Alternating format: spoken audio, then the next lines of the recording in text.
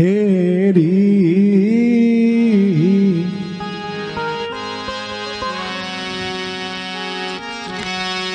हेरी मैं तो दर्द दीवानी मेरो, दर्द न जाने को। हेरी मैं तो दर्द दीवानी मेरो, दर्द न जाने को।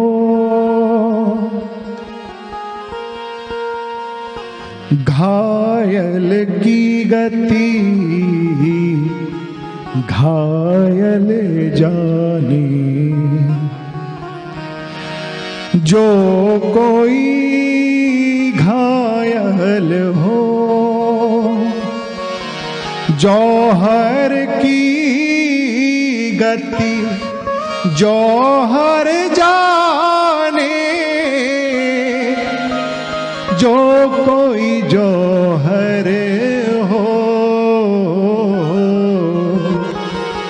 हेरी मैं तो दर्द दीवानी मेरो, दर्द न जाने को।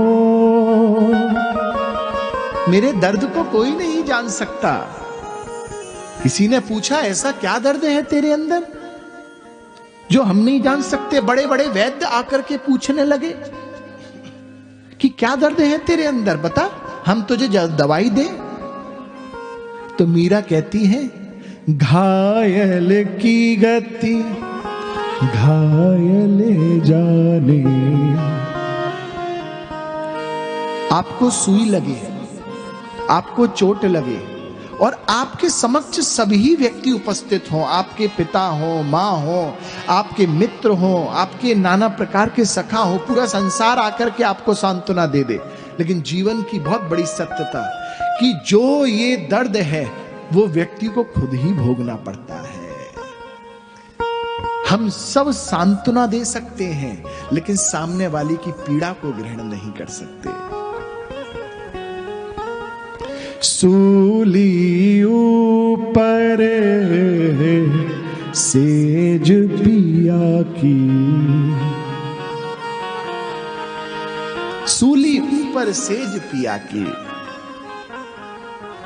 मैं तो अपना सर्वस्व सब कुछ खो बैठी हूं और जो मुझे ये जो दर्द है ये कोई दर्द साधारण नहीं है। और जितने भी समक्ष वैद्य उपस्थित थे वो कहने लगे आज तो हमारा अपमान हो गया मीरा, अरे हम तेरे रोग को दूर नहीं कर सकते। तो मीरा हाथ जोड़ के कहती है क्षमा करना, ये मेरा रोग कोई सांसारिक रोग नहीं है जो आप ठीक कर दोगे। अगर आप भी जो मेरे अंदर जो रोग है अगर आपको भी हो जाता ना तो जो मेरे रोग को दूर करेगा वही आपके रोग को दूर करेगा और वही आपके रोग को दूर करता।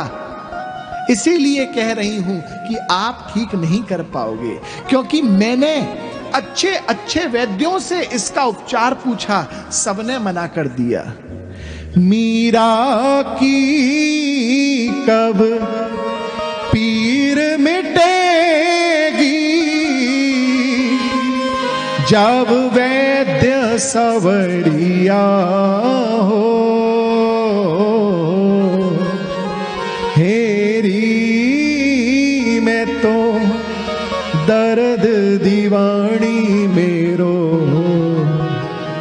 दर्द न जाने को। हेरी मैं तो दर्द दीवानी मेरो, दर्द न जाने को। मेरी तो पीर तब मिटेगी जब मेरा गिरधर मेरे पास आ जाएगा। मेरे तो कष्टों से निवृत्ति बस एक ही है, बोले मेरा गिरधर मेरे पास आकर के मुझे अपने चरणों में स्थान दे दे, मुझे अपने अपने जो मंद मंद वो जो मुस्कान है एक बार मुझे देख करके मुस्कुरा जाए, एक बार कटीले नैनों से मुझे देख ले, एक बार मेरे सामने जो करदनी में जो बंसी लगी रहती है वो बंसी निकाल करके, अरे गोपियों के लिए बहुत बजाई, राधा के लिए बहुत बजाई, ब्रजवासियों के लिए बहुत बजाई, बस एक निवेदन है कि मेरा गिरधर आकर के मेरे लिए एक बार बंसी बजा दे। मनुष्योत्तम मुमुक्षुत्तम महापुरुष संसय।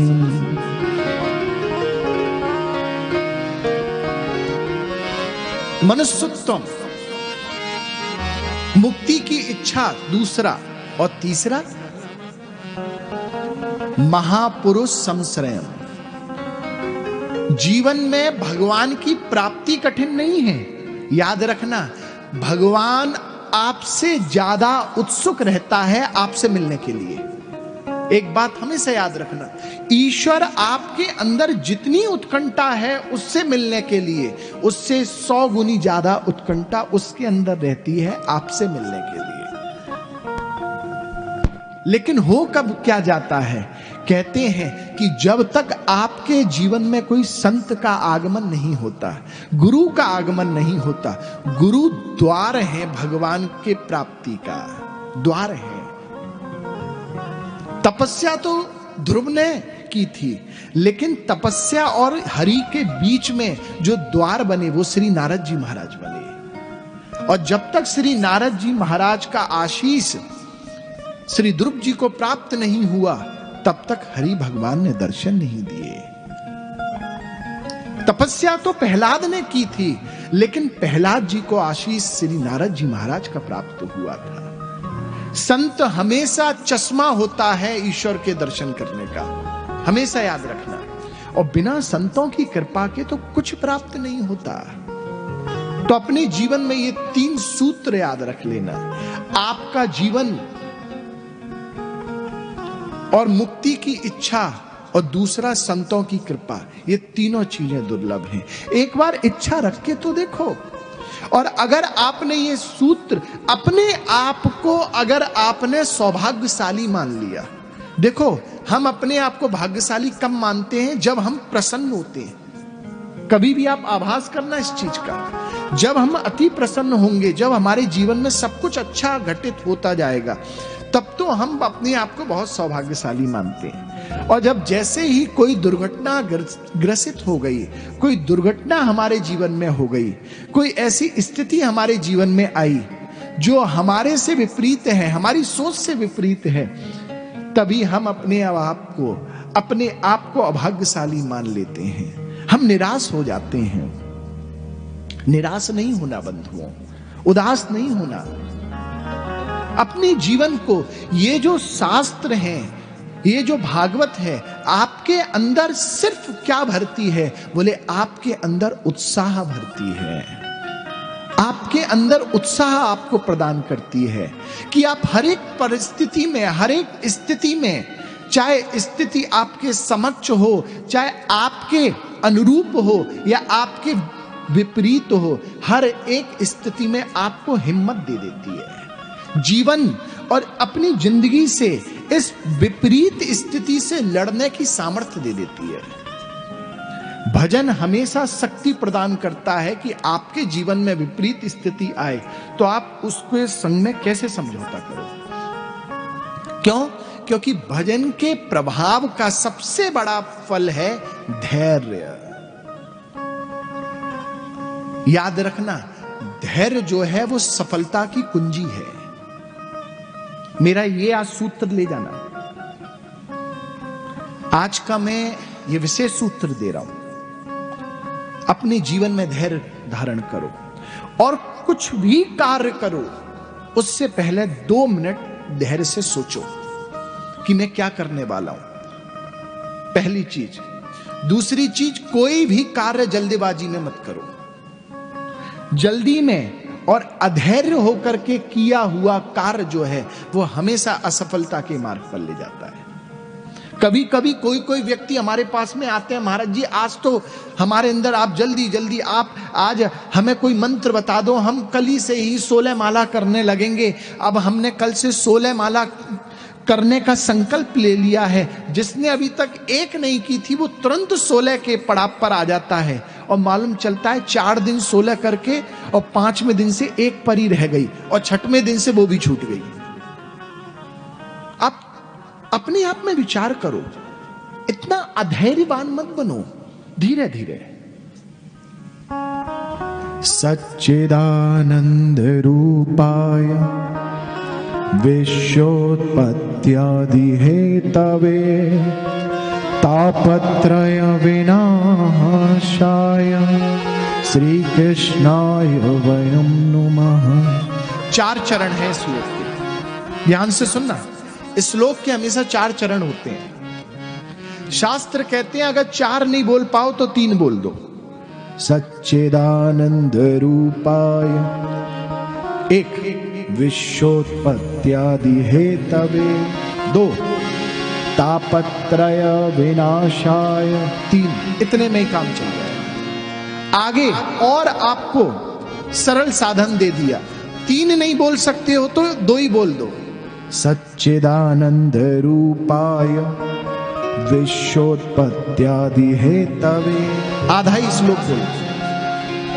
अब ये भी नहीं बोल सकते हो तो यही बोल दो, सच्चिदानंद रूपाय।